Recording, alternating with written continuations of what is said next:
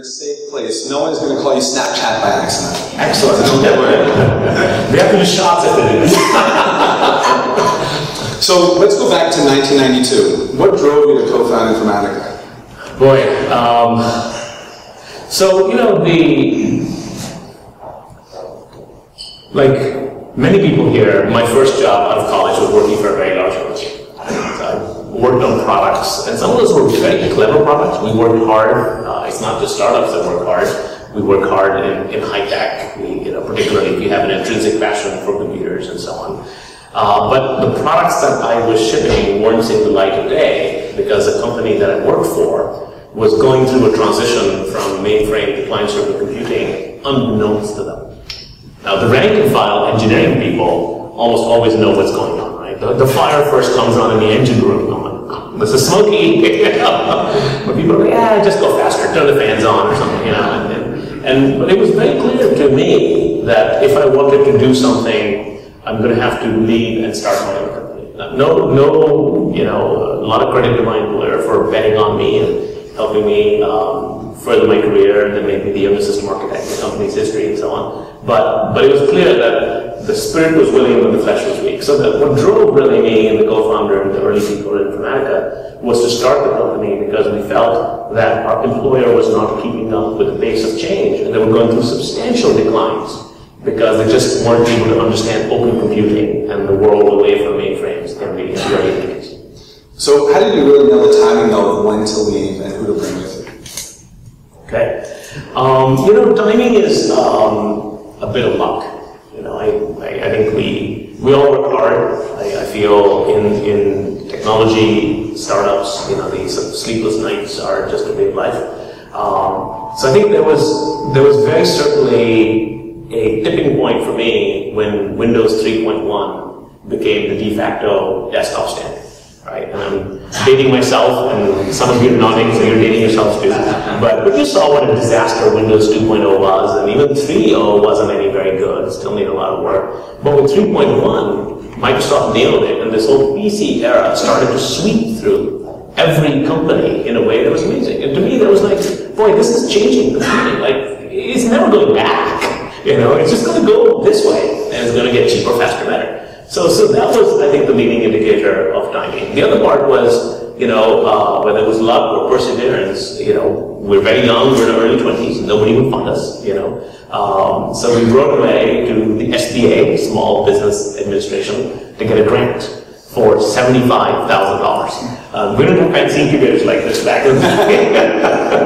So in this wisdom, the Small Business Administration gave myself and co-founder a grant for $75,000 to do research on this technology. And that was it. That's like mom and dad giving you the down payment on buying your first house. You can make the payments, but it's that down payment that's really hard to come up with, right? That's what incubators do. They give you the down payment. They give you that parachute with which you can have a soft landing into anything. So I think it was a combination of Windows and the grant coming through from the SBA. And by the way, I don't know if the program's still around, but it was fantastic. They were very selective. You had to really get their job. They were trying to create jobs, and boy, we created a lot of jobs, right? About 100,000 people who use Power Center, the products that we worked on, and which are still the flagship products at Informatica today. And that created a lot of jobs, so they did the job. So I think those were the two things that I would say were the timing at the time. And how far did that grant get you? Because you couldn't just spin up an EC2 instance. Nope. Boy, how Jurassic Park with all these stories you did, right? I'll tell you a little funny thing. I have a 7-year-old baby girl, not a baby anymore, just turned 7, and a 13-year-old. And the 13-year-old was telling the 7-year-old in a restaurant, before there were iPads, we used to play with games like these. And my wife and I are dying. We were trying hard not to spit out the water. In the age before iPads. It was very, very difficult because in the enterprise business, being able to run on multiple platforms is absolutely key. So the grant didn't go very far, by the way. We had to consult by day and sort of bootstrap our company by having a bunch of people consulting. I worked for my old employer. It was an amicable departure, so look, I got to do this. And my manager said, well, if I was single, I would do too. I get it, and why don't you be a consultant for us? And I consulted with them, and it was a very clean, sort of good way. But what we went through was a lot of issues with regards to getting expensive hardware. I mean, it was about $8,000 to get a sound workstation. Of course, my first customer was an HP UX. Okay, what do we do now? So we were an incubator, it wasn't an incubator, it was sort of a little office building that was an executive office suite. And a neighbor of ours had an HP workstation. So I went up to this person and said, can I somehow borrow your machine? And we become friends, and so on. And they said, here, you better come in at night, do the port, and be gone by the morning. Return it to its original state. So we ported it to HP UX, right? And this person got a lot of friends and family stocks, and they did well on the Informatica IPO. But that said, it was very difficult in some ways. In some ways, it was easier because this was all brand new. Unix was brand new, windowing was brand new. So there was green fields that were easier, but the hardware and doing something that's multi-platform was extremely difficult. Sort of a Jurassic story for those of you who didn't experience some of this stuff. And who did you turn to in advice for your early days? Yeah, so I think I would say I've always tried, and this is one of those where you're trying to share your mistakes. And I'm going to dwell on that as much as I can, but if we did some things right, I want to talk about those too, and I hope that this is where you go. Somehow, by nature of upbringing or the life experiences that I've had, sort of more upbringing, I would say, than anything, it was clear to me that I wanted to raise money from the best people and not the highest valuation. Which was easy because nobody was giving me money anyway, so it wasn't the valuation. So we found people who had investments in Silicon Valley close to us. The initial founding team that came up with the money for Informatica Series A was people who had funded Oracle Corporation. One of them is still on the board of Oracle Corporation. They had funded Business Objects. So they had made investments in that sector literally on a chessboard away, one chessboard away. So they really understood by association what this 25-year-old kid could possibly do, right? Because they had funded Larry Ellison and Bob Miner. They're like, okay, this could be something. And the durability of the thinking of those people, I think I have to look back and admire. So I would say the people that came up with support for this idea, for this very young founding team, and supported them through that journey were people I turned to for advice. But it was also clear that there are going to be there is a alignment of interests at certain points in the company's life. When the company is going through a potential acquisition or an IPO, where there's going to be a parting between your investors and people who go forward and people who say, okay, at this stop, I get off this train, and so on. So what was very critical, and I look back and feel the right thing to do, is we gave 2 seats to investors. We had 2 seats for the 2 co-founders of the company, and we had 1 outside director. And this was a construct that I think is very, very important to have in the early days, where you want investors, founders to be in balance with an outside person who has the wisdom to be able to counsel both parties, but also has the courage and the success and the track record not to be beholden to a venture, no matter how powerful they might be. And I would say those people really helped us, really gave us good advice. In particular, the outside director was more like a coach. This was somebody who had been in business for 30 years. They had successfully sold the company, had a very nice exit, and were at the right point in their life where it was a relevant, recent experience, and they could help out. And they were, by nature, somebody who had sort of a professorial way of managing, a coaching style that fit my style, how I like to be tasked to do impossible things, by inspiration rather than by intimidation. So there was a bit of know yourself. Some people do better when they like to be chewed out. Some people don't. I do much better when somebody says, "Look, we can do this and this and this, and don't let me down." And this guy had a style that was fantastic, so it worked really well. So I turned to them for advice first, and they really helped me think about how to organize a board meeting. I remember with great embarrassment the first board meeting we had. It wasn't very good. And then this guy took me aside and said, let's have coffee. And then sure enough, in a coffee shop, he handed me some of his board meeting minutes from his recent $300 million sale, which at that time was like $1 billion today, right? This is 1996. And he said, look, this is how you run a board meeting, and you come up with these sort of things, and this is how you do the minutes, and so on and so on. I was like, great! And they were handwritten, pencil-written notes, and it was really, I think, a great gift to have people like that. How did you get the attention of this independent board member, though, that these founders could learn from that? Yeah. So I think this is very key. This is absolutely key because this has such a long-term implication. Like this could be as important as marriage, right? In fact, yeah, in some ways harder to get in and out. Certainly harder to get out. But I think the our corporate attorney, who had many clients who had success and who had done some of these things, introduced me to someone who was at the right time and just had an exit, but was not sort of looking to go run the company again. They were done. They're a seasoned executive. They've been brought in by the venture folks to turn this company around, sell it, which they sold for a very successful exit. And they were done. They just wanted to get on a couple of boards and they wanted to enjoy the work that they had done over their 20, 30 years career. So I think we found the right person at the right time. This is a person who had success. They had the right thinking about how to handle challenges in personnel, challenges in product strategy, fundraising, etc. At the same time, they had the optimism of success with them, right? So they weren't blind to some of the things that could happen if you believe in what this company could become, in what this young founder could become. And at the same time, they balanced that with the operational challenges. Like this is when we were doing planning, this person tried to scare me, says, you're trying to double the company. You know how many sales per month that is?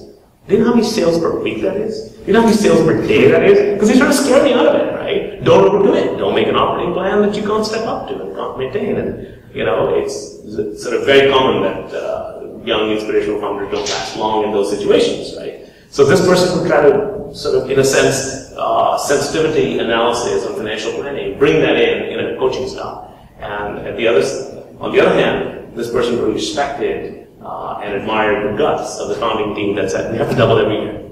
To be relevant, we have to double every year. Because, if you double a piece of paper 57 times, you can reach the moon. So, the last couple of folds are really hard. The first couple of folds are really easy. But somewhere in there is the way it's done. Right. And let's switch gears now to more present times with SnapLogic. So before I dive into questions on it, can you tell the audience a little bit about the company? Sure. So what we're doing at SnapLogic is fundamentally a new set of technologies with a clean sheet of paper that I invested in and then joined as CEO about 3 years ago. And that investment is around bringing together enterprise apps and data with cloud apps and data.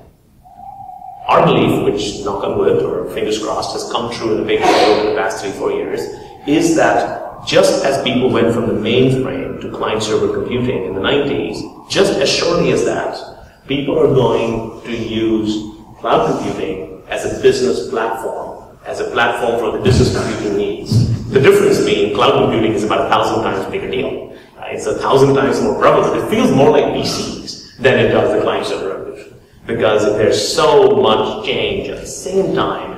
We live in the age of iPads, according to my 13-year-old. So the thinking behind this was, how does a large company, a financial services company, a technology, media, pharmaceuticals company, absorb new SaaS applications and make them all work with the things that they already have?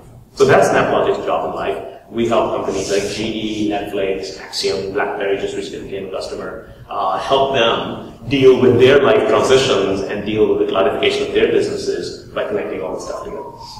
So which industries have been quickest to move to cloud? Yeah. We have found, for us, for SnapLogic, technology, media, retail, and FinServ, Capital One, was our first financial services customer. I think we can say they're an investor as well in the company.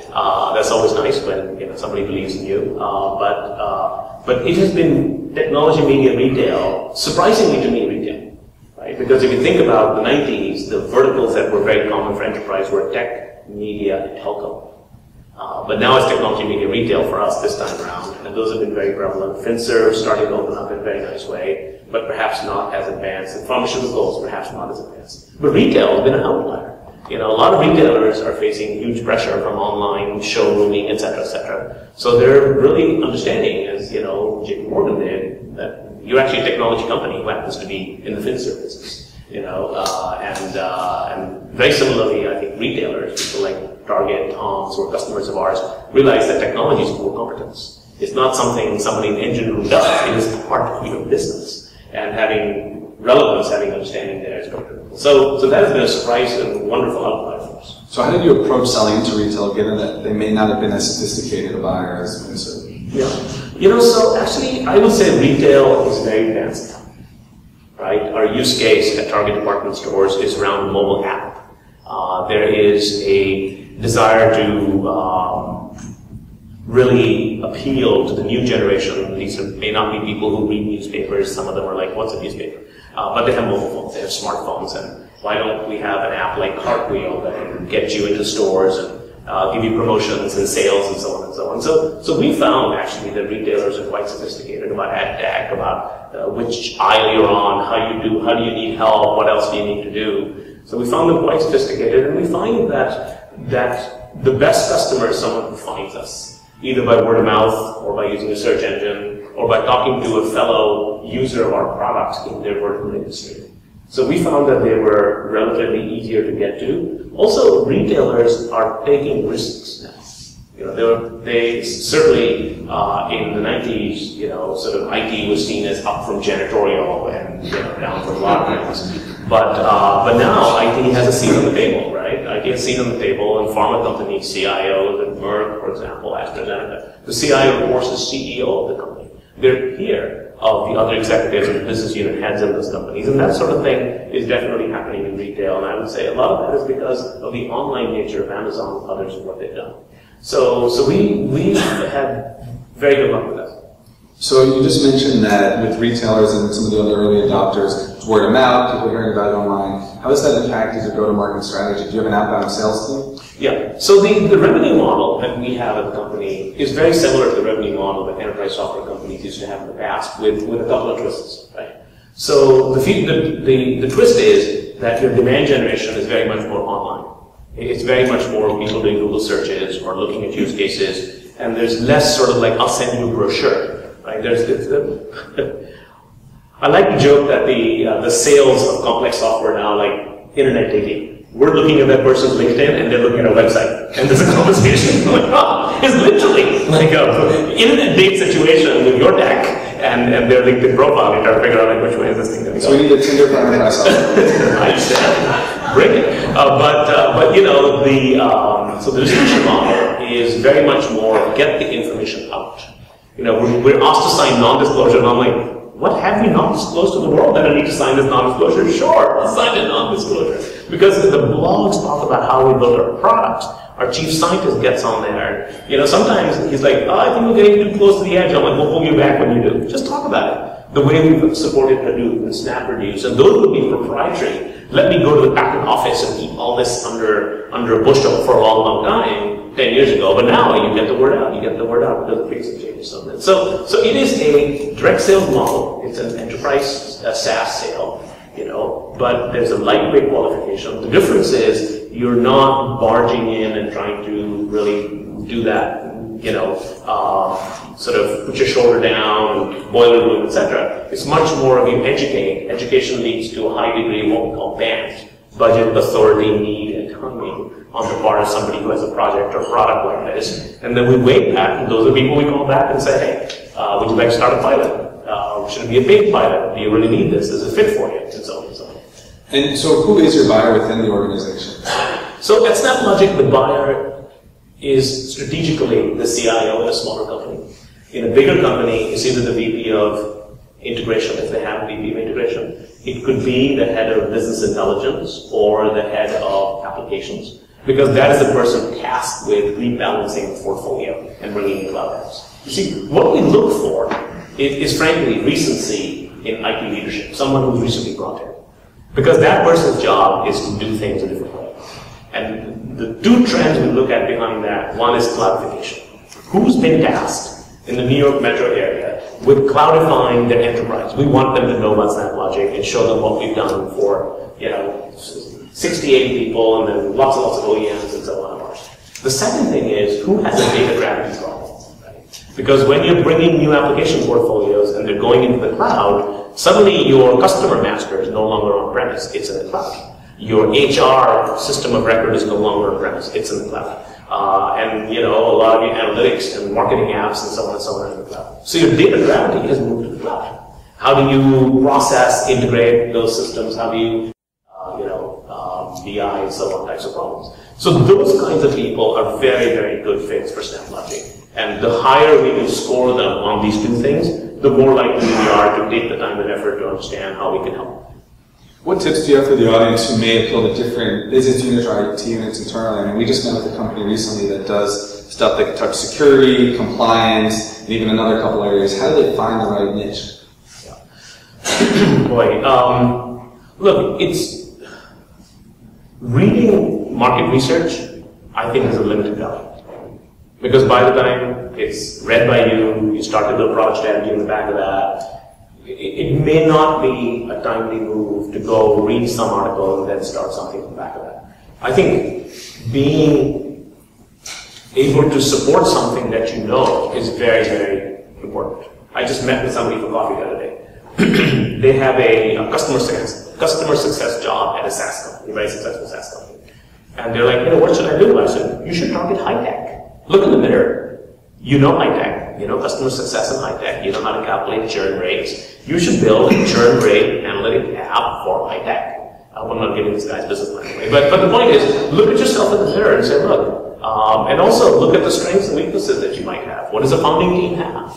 Are you a marketing expert? Are you an engineering expert? Are you a behavioral expert that understands human psychology? The Tableau founder, his breakthrough was he understood human psychology. By talking to the other tenured professors at Stanford, Pat figured out how people make decisions. And he wrote business intelligence totally differently for human decision making. But he looked in the mirror and said, what do I know that other people don't know, right? So I think if you sort of self-analyze and the vertical that you're in, if you're in FinServ, which is probably pretty common around here, you could be in media. And those are places where you inherently have an possibly sustainable, but definitely an unfair competitive advantage relative to Joe somewhere, right? And so now you can go think about how many people like me are there in the world? How many are in Metro New York? How many are in the other states? How many are in the world like me? Or like this particular job title in this particular vertical, right? And then you go build business strategy around that. Because if you think about it, all sort of product strategy really comes down to what verticals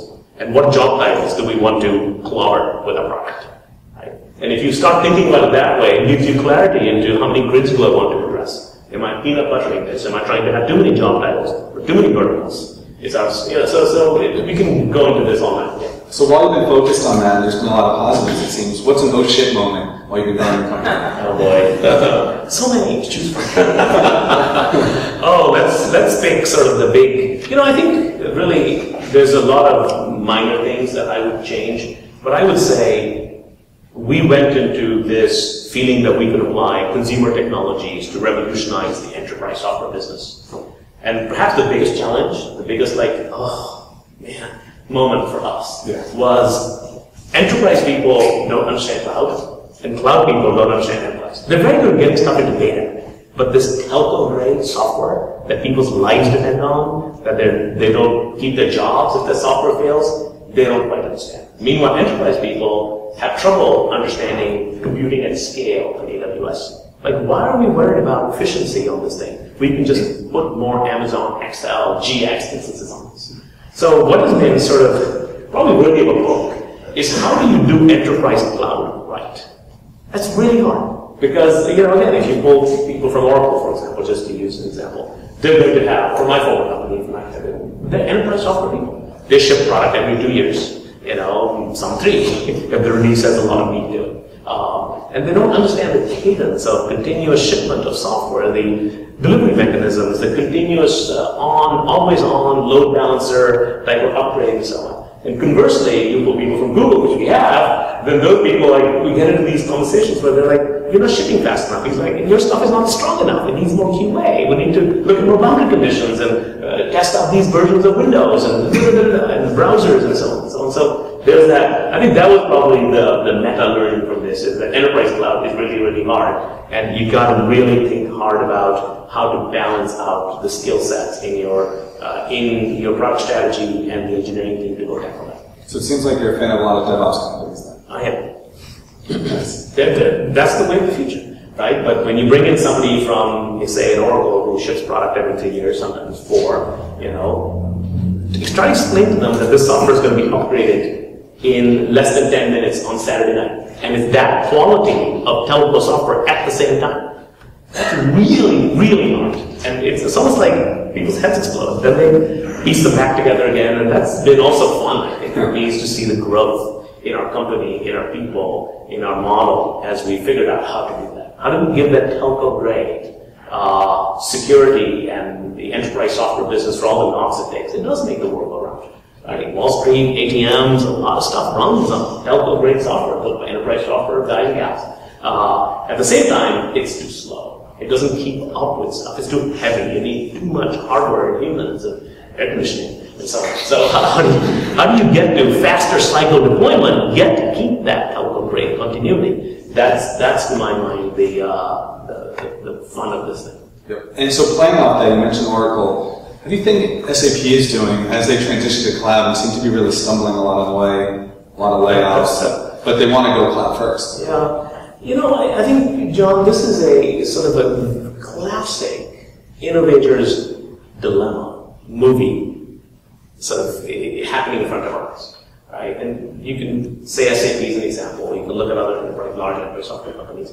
They're all suffering from this issue. First of all, they're very bright, very motivated, very talented people in those companies, and they have large balance sheets, so let's not write that off, right? You can get through a lot of Windows 1, 2, 3 if you had DOS. Because DOS pays the bills while you're figuring out Windows 8.1, right? So the issue for them is, how do they support the revenue ambitions of today with an aging product portfolio that feels behind the times and out of sync?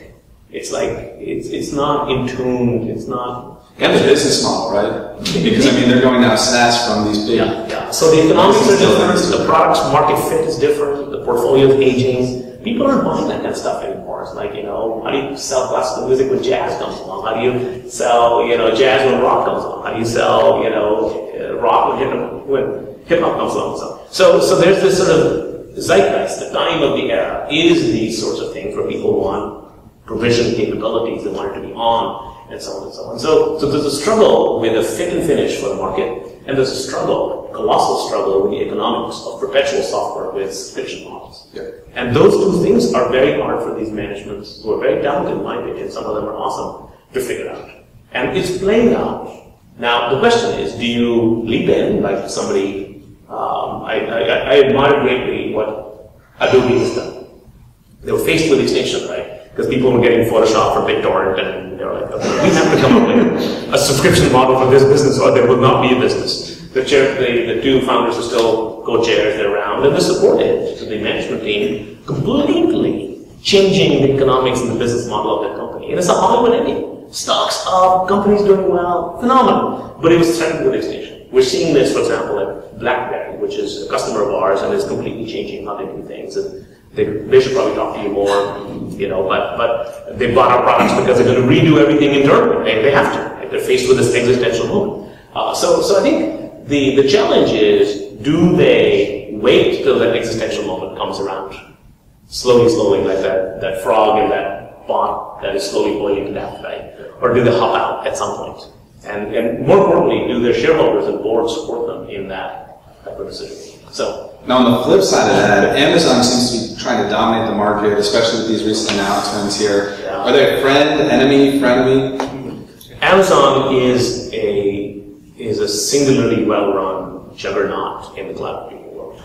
You know, there's a Cowen report, if you haven't seen it, that talks about AWS. I'm sure many of you have access to Donnelly or Thompson Financial and so on. Get it. It's mind-boggling how rich that business is in terms of its capabilities, in terms of its broad adoption. I was just at one of the biggest media companies earlier today at lunch, and I'm like, where's the website run? And they go, don't tell anyone, it runs on AWS. I'm like, wow, you do? You know? It's quietly moved over to AWS. Everybody talks about Netflix use case, and Adrian and other people have webinars and talk about it. But it's changing, literally dramatically, the infrastructure as a service business away from people buying that into people using that. So I think, to our mind, it's definitely a friend. If Amazon didn't exist, we would not. right? So this is like, who is the Sun Microsystems of this age? Who is the HP of this age? Amazon is, to my mind, that revolutionary next generation of compute platform company. They just happen to have given birth to that product out of a retail operation and have got the core competence to share. But it is absolutely, I think, a friend of everybody in the cloud business, potentially a competitor to people who are former hardware businesses trying to become infrastructure and service businesses, right? And I'm not in that business, so for me, Amazon's friends. You're happy about it. Yes. So 2 last questions, and then we're going to open it up for audience Q&A. First one. As you think towards the future and everything is cloud first, what opportunities exist for people here who aren't working on a startup yet but are trying to figure out the next big idea? Boy, I think the problem is there's too many of them, right? So this is where I think it comes back to what I said earlier, right? You look at yourself in the mirror and say, what are my skills? Okay? Is what something that I do, a problem that I solve, or something that I know a lot about? Is that something that can be completely disrupted with the cloud? Can this cloud software eat that world? As one of our investors puts it, right? The whole recent thesis on software eats the world. And we actually tried that at, we had a bunch of CIOs in the room and had a dinner and had a speak and so on. And we had sort of this little party game where we said, name an industry that's not being eaten by software. And I think somebody said defense, and another guy said, what about drones? He's like, that's right. You know? So it's that what can cloud software eat as an industry? What can cloud software completely disrupt? Let's do that, right? And now the question is, how do we stepwise, swiftly, and without major mistakes, no doubt there'll be mistakes, without fatal mistakes, conquer that? And those are the 2 things I go for. Great. And last question for you. What are your thoughts on New York as a growing enterprise tech hub? You know, I feel as someone who was born in a different country, tried to start his company in Los Angeles, all 3 VCs turned me down, had to take his Ryder truck and his friends up to Beverly, you know, get funding from someone else. I'm befuddled that there's not more activity in other parts of the world, especially New York. Then as a public company guy, I would come back here, and between Boston and here, they manage about $2 trillion, right? This is more than GDP of half of Africa. Right in these 2 towns. So to me, because nature does not tolerate a vacuum, there will be a vibrant tech scene in major areas. Now what we have to do is give people a realistic view that these risks, if you play to win, you sometimes lose. In fact, the only way to win is to play to win, which means you could strike out and lose. But if you play to not lose, you're not going to win. You know, so that's buying wholesale, selling retail. That's not going to produce the kind of returns that I think people want in a high-tech business. From an investor perspective, from a founder perspective, it's not going to change the world. The byproduct of which is what they might want to see as legal legacy, wealth creation, etc., etc. So I feel that there is an angel scene here with Fred Wilson, the work you guys are doing, incubation, some of the other investments that the corporate people are starting to do, Capital One, etc. But we haven't seen that mid-tier level of venture capital. So that $300 million fund that does these B investments all day long. You know, and I think there's just like an annoying vacuum when somebody's listening to this video. There's an annoying vacuum in that zone above incubation and before growth capital. People hear the growth capital all the time. Airbnb, a lot of hedge funds are climbing into growth. You know, when a company gets to be like 24 months, 18 months from an IPO, there's a lot of money from New York and Boston going Silicon Valley. It's that gap in the middle. And I don't think that gap is operational. I think that gap is a financial instrument that is just completely lacking. And I feel, and I would encourage many friends to go do that, because I feel it can alter the economics of the region. Right? Manufacturing is declining. FinServ margins will be eroded with some of the onlining media. It's also the onlining of FinServ. So where does this industry have that impact in the future? And I think that's something that is inevitable, but it has to have a mind shift that play to win, you might strike out onwards to the next one. So. Great. Let's open it up to Q&A.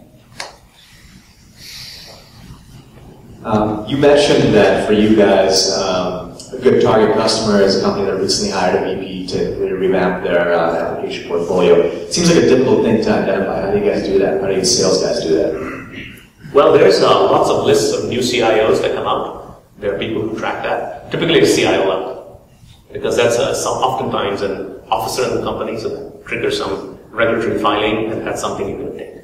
So there are companies who I don't know, our sales and marketing folks, our head of marketing, has access to certain services that trigger CI reports, et cetera, et cetera. So that usually is a good sign of what's going on. The other thing is partnerships with SaaS companies, people like ServiceNow, Workday, Salesforce, where those companies, when they're doing something very large and substantive, they are doing it at typically a company where a new management team or management team that's been given new directives is sweeping the app portfolio in the direction of the cloud. So that's a ready indicator right there. To add to your first point, there's a guy who came to a previous event. I think his site is literally called CIOsOnTheMove.com, something like that, and that's exactly what it is. Also to people who track. It's no surprise, right? No surprise. Yeah.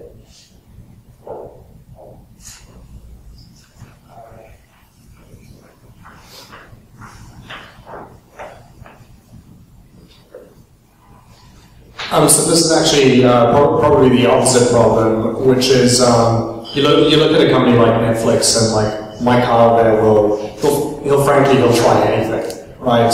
And so when you're looking at good target customers, how do you avoid spending a lot of time on a big name brand who is not indicative of a very good indicative customer like Netflix? They're leading edge, but they're not indicative of a good sort of real world company, right? Yeah. Well, I would probably quibble with you that GE will try anything, because it wasn't easy for us to get them to try our product in the first place. But I think, so the reason you're seeing Netflix innovate so much is that they had this existential crisis around the death of DVD and the rise of streaming. They had no choice. And by the way, at that point, there is broad support amongst investors in the board to say, go for it. Risk it all. You know, damn the torpedoes, let's go. So I think Netflix is very thoughtful in their decision-making and how they build software and the kind of technologies that they choose. And the challenge at Netflix is that people are so smart that they can build it themselves. So the barrier is not that they're like, oh yeah, let's try this, let's try that. The barrier is that people are like, why the heck, how come we write it in 6 weeks? Why do you need to buy the software? You know, so you have to convince Mike and other people in the company and his direct reports or Reed's team and product people there. It doesn't make sense. So, but that said, you know, for us, I'll get very, very relevant into, for example, a GE, probably shouldn't say, a large, one of the Fortune 10 companies. Right? Strike that from not GE. Fix that in post. Fix that in post. So a Fortune 10 company. What we found is that even though they have every piece of software under the sun, it wasn't an innovation agenda as much as it was a functional requirement that was fundamentally different for this use case. What they were doing is machine data, Internet of Things. They needed to get a lot of machine data and feed that into a repository. And traditional technologies couldn't do it. So now what are the choices? They get into the integration business by mistake, which is easy to get into, very hard to get out of, because now you're in the business of supporting not only the tip of the ice above the water, but the 80% of the ice below the water. That is the maintenance, the upkeep, the support, the endpoints, and so on and so on. The platform changes from instead of whatever, Solaris to AWS and all that. So they became a customer on the back of a requirement that could not be solved by current technologies. And that is, I found, as a rubric, a really good way to get into Fortune 100, Global 2000 companies. And you know, I think my thoughts with you also would be, if you're building a company and you're thinking about how do I go build a horizontal platform, your strategy ought to be to go to different verticals and build lighthouse successes in those verticals. And if you can afford it, really, really oversupport them. Make them raving fans of your company. Those lighthouse brands will help you sell 10 times better than 10 more salespeople. Right? So it is a very important strategy, I think, for enterprise software companies that wish to be horizontal platforms in whatever computing era. Cloud today, who knows, 10 years from now, somebody's sitting here talking about quantum computing or something, right? Or optical, whatever. But the point is that what will not change 10, 20 years into the future is that if you have vertical lighthouses, somebody in industrial manufacturing, somebody in FinServ, somebody in pharma, somebody in aerospace, those lighthouses let you get the rest of the 100, right? So that is, I would say, to me, is probably not a secret, but you know, I wish I'd known this when I was starting the last company, because that is the way to build a horizontal platform, and that'll always be the way to build a horizontal platform, in my opinion. Told we have time for one more. Coming back on Jonathan's question about the big companies, I'm curious, so all of them, SAP, Oracle, came up with new cloud offering and they're pushing that. And you must see how much traction they're getting right now.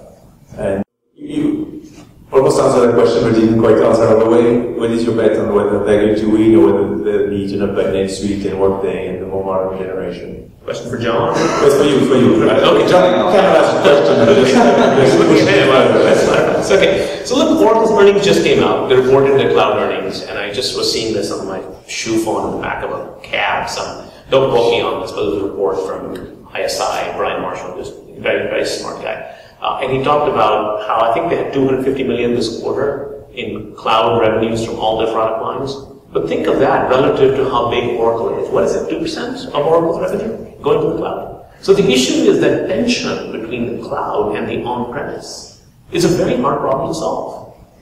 Right? How do you do that? And to do that, you almost have to take huge risks and sail your company into harm's way, like Netflix did with the streaming business, like Adobe had to do with the subscription economic model for the Photoshop business and all the creative and marketing suites that they have. So I believe it can be solved, but it involves sort of this radiation therapy or chemotherapy for the business to get past that innovator's dilemma. And that's very painful and very difficult. Do you think they'll succeed or do you think they'll lose to the people? Boy, I think the majority of them will not make it. The majority of them. It's too hard to pick which one, but if you pick the basket, I would say the basket is in trouble. The majority of them won't make it, because that transition is very, very hard. Very, very hard. Very few industries survive a complete disruption of their business. You give them life support a little bit. You do. And you can keep that going for a while. They may have to change, like some of the mainframe companies, some of them are gone, some of them become consulting companies. So it leaves a different shell of a company behind, not the one that it used to be, right? And with companies of that size, they have balance sheets, they can buy themselves out of trouble. But in general, I would say this is a time of upheaval and opportunity in the enterprise software business that we haven't seen since 1994. So 20 years later, one generation later, this is a time where everything's up for grabs. But I can't say that they will all perish. That doesn't happen, right? Some of them have made it through and transitioned beautifully. IBM's done a great job with the software business, for example. They're a mainframe company. Look at over the past 2 decades. They built a software business on client server, and they are now challenged and have the opportunity to figure out what to do with cloud, for example. So it's still around.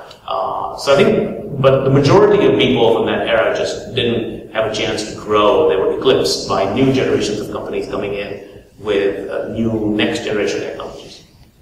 And I think that'll happen again. It's just the way it is. That's what Innovator's Dilemma is all about. So let's give a round of applause for Gaurav. Thank you.